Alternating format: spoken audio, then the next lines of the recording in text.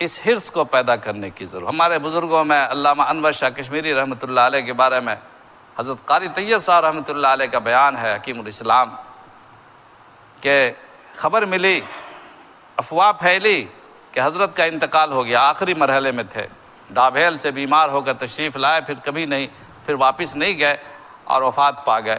اسی زمانے کی بات ہے کہ ہنگامہ خبر ملی کہ حضرت کا انتقال ہو گیا، سب لوگ دوڑے.